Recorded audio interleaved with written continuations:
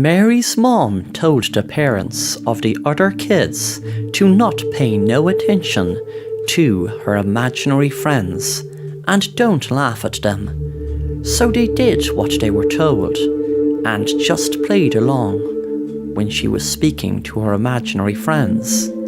They were all anti-bullying and didn't want Mary to feel left out. It was Christmas Eve and Mary and her friends were having a Christmas party, really excited about opening their gifts in the morning. One of the girls, Sarah, decided to play a game of hide and seek. Mary said, "My friend Susie said she doesn't want to play as she had an accident playing it before and fell down the stairs. It was on Christmas Eve also." Sarah said, "Of course we can play, Mary. Plus, we won't go near the stairs. We will shut the hall door and just play in the rooms not near any stairs." Mary eventually agreed, and they all found their hiding places. Sarah found this door that she never remembered seeing before, but before she knew what it was, she fell down the stairs towards the basement. By the time she hit the floor, she was dead. It took just a few minutes to Mary find her. She started screaming and she was so upset that she had forgot there was a stairs going down to the basement.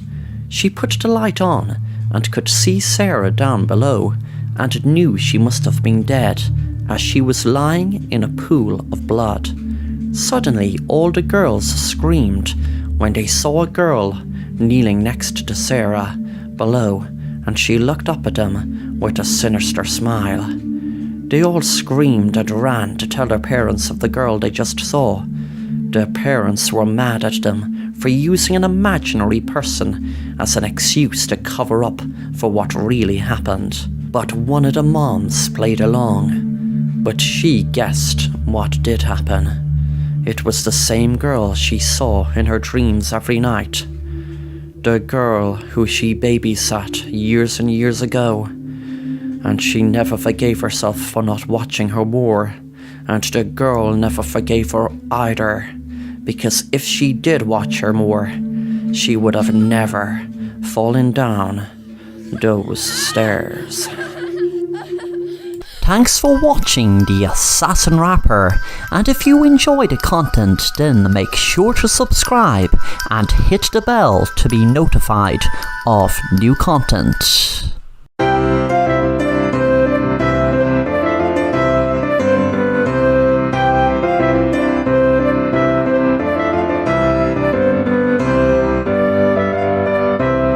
Me and my friend Mike were hanging out during our Christmas holidays. We were playing computer games. We were enjoying being inside in the cozy house as it was cold outside, but we soon got tired of being cooped up inside, so went out for a walk up the road from my house. We passed an old house that people said was haunted. My friend asked me, "Is that really haunted? It looks so cool." I said, "I'm not sure is it haunted, but people say it is." My friend said, "We should go into that house. It would be so cool." I said, "No way, I don't want to go in there. It's really old, even if it's not haunted, it could fall down on top of us." My friend laughed and said, "Come on, if we don't go into this house, we will be laughing about this in about 20 years' time, laughing that you were scared to go in." My friend laughed again. I didn't give in, so we just went back home playing more computer games. I didn't see my friend anymore after that, as he had moved to the next town, and there was no social media back then that people could stay in touch with. 20 years later, I was watching a Christmas movie on TV, and there was a knock on the door. I got up to answer it. Before I answered, I could see a young boy with what looked like a bag walking out on the road. I looked down at my footstep and noticed a paper. I picked it up and read it. The heading read, "Young boy's remains found during the demolition of an old house." It continued to explain what I knew was my friend. I wondered how he could have ended up in the house, as we didn't go in that day. I went back inside and sat down on my chair. On Christmas morning, I was opening my gifts and came across one that had no name on it. When I opened it, there was a note inside, which read, "If you had just gone in that day 20 years ago with me, we would be laughing about it a different way. Today, like I said. But now I'm dead, as I went in myself a week later and was killed by a guy dressed as Santa Claus." Suddenly I jumped as my doorbell rang. I wondered who it was, still in shock by getting a letter from my friend who was killed by a guy dressed as Santa Claus 20 years ago. I didn't even realize he was killed until now. I just thought I didn't see him since he moved town. The doorbell rang again. I snapped out of my daze and went to answer it. There was a guy dressed as Santa Claus, holding a knife, and he said, "Happy Christmas." He stabbed the knife into me as I was lying down on the ground. I knew I was dying. The Santa Claus smiled down at me and said, "That story in the paper was a bit fabricated. They picked up on a little white lie. You see, it was me who killed that guy, dressed up as Santa Claus." Yes, you guessed it right. If you guessed I am your friend. Yes, I was your friend, until they put me away 20 years ago, and they put me away for 20 years. They said they'd only put me away until I was 18, but this annoying guy got a bad beating in the place they kept me. It's amazing and funny how they picked up on a little white lie 20 years later. But wait, you might ask, what are the remains of the person killed there? If it wasn't me, then who is it? Oh, I better fast forward telling this story before you bleed to death, before you hear the end. The remains you see were of me. The bastard cut my fingers off and knocked a few of my teeth out in the struggle when I killed him. Wasn't it coincidence they only discovered it 20 years later, exactly from the date we went into that house? Yes, I keep a diary, that's how I know. I gave an anonymous tip because I knew that my mom had told everyone I went missing. They didn't want anyone knowing their precious little son was locked up in an asylum. They just threw me in there and forgot about me.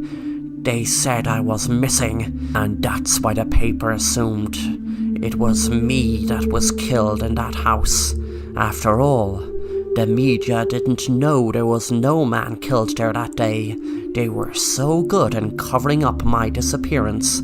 I would have never been locked up if that Santa Claus didn't attack me 20 years ago.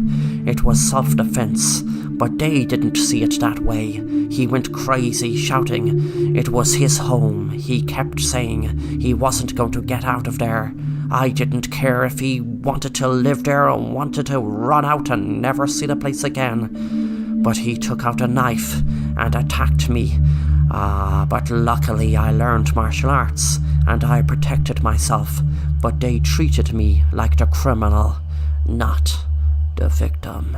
But now you will be a victim. You are a victim. And soon you will be a dead victim.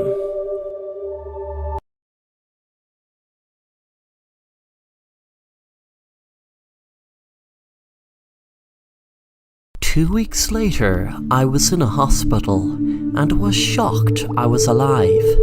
A man was standing next to me and spoke. "Jake, I am your psychologist. I need to tell you something. For years and years I have been your psychologist, and I must say you're my most interesting patient. You suffer from something called a dissociative disorder and have a split personality. You often spoke about a friend called Mike growing up to your mom and me. But Jake, I can confirm you never had a friend by the name of Mike. Jake, this might be very hard for you to take in, But even though I have told you for years you had no friend called Mike, it was just like you forgot I told you a few minutes later. It was like you buried any memory of me or anyone telling you Mike wasn't real. It was the day you went to the haunted house.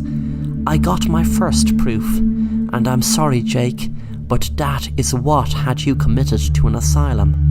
It wasn't Mike who was in the asylum, Jake. It was you. The hidden cameras around your house took footage of you playing a computer game, talking to Mike, who wasn't there. And he was never there, Jake, because Mike didn't exist, except inside your own head. Mike is part of your split personality. That day, I followed you, filming you with my video camera. And Jake, I'm going to show you what I filmed. The man held up his phone and a video played. It was me outside the haunted house. And then I was inside the house, punching into thin air. Then I felt faint when I saw myself cut off my own fingers and pull a few of my teeth out. The man took the phone away and said, Jake, after I showed this to your mom and the authorities, etc., we had no other choice but to have you put away in the asylum. I tried to whisper, and the man didn't hear me, so he came closer. I took out the fork I kept from dinner and stuck it in the man's eye, then said, you should have left me and my friend Mike alone.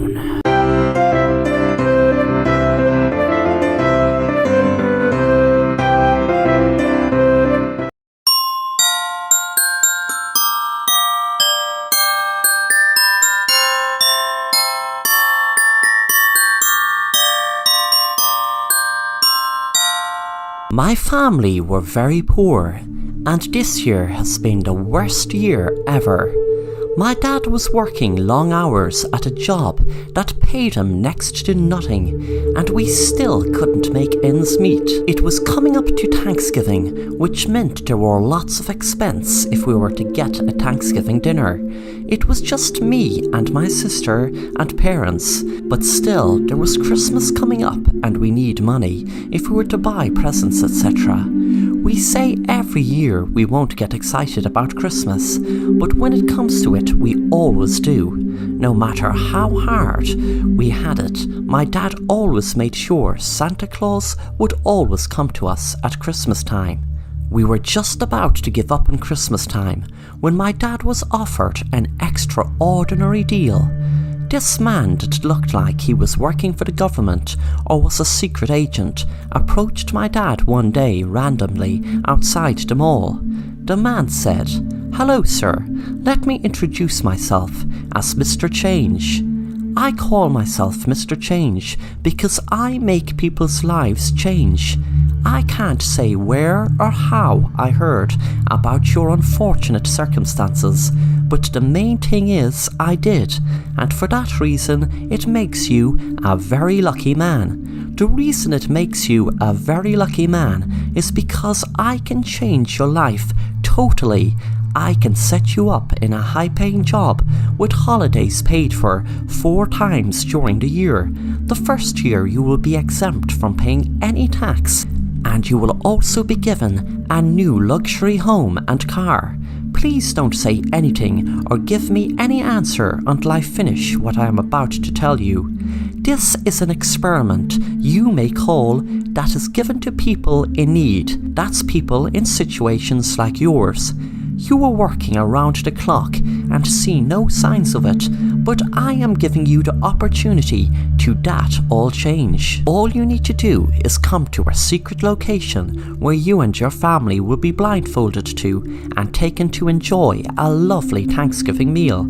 We will have top chefs preparing the meal, After the meal, you will be automatically given the opportunity of a lifetime. Your luxury car will be outside your door when you arrive home, and there will be directions put in the GPS to your new luxury home, which will still be in your same neighbourhood. You will be able to start your new job next week, and to top it off, we will be putting $100,000 into your bank account to set you up. You will have another task at Christmas time, where you will have to cook the Christmas dinner this time. You will be given the ingredients, and all you have to do is be the chef. When you have the dinner cooked and eaten, you will be able to enjoy your life of luxury with no more things to do. You will have no more tasks, but if you don't finish the task of cooking the meal, then I am afraid everything will be taken from you, and you will be back to the way you are right now. On Thanksgiving, we were all put into a car and blindfolded. It all seemed really weird and like something out of a thriller movie, but my dad told me that it will be all worth it, that our lives will change completely for the best. When we arrived and were in the secret location, we all ate the most beautiful tasty dinner. It wasn't turkey, but it tasted beautiful. From Thanksgiving to Christmas, we were living the high life my dad enjoyed, driving around in a sports car, and my mom loved shopping for dresses and getting the best makeup artists to get her ready for big nights out. My dad and her used to go to. They usually loved going to fancy restaurants. When it came to Christmas Day, the same man was in our house. He looked at my dad and said, "Well done, sir, you are doing great. You have just one more task to do, and then this luxurious life is all yours. This is a pass-it-on experiment, but you're not to tell a living soul about what it is. Otherwise, you will have everything stripped away. The next task and last task is the same as what the other lucky people did before ye. They are now living the most luxurious lifestyle you can imagine. All you need to do is pick a family member, your son, your daughter, or your wife, and kill whoever you choose with this gun. Then cook them, and whoever is alive out of the tree, then eat the body." That's what the other family did, and they never looked back. Me and my dad and mom and sister all froze and thought he was kidding, but after a while we knew he wasn't. My dad took the gun and held it up to my mom and pulled the trigger. We are now rich, but I'd rather be pinless than my mom of being killed.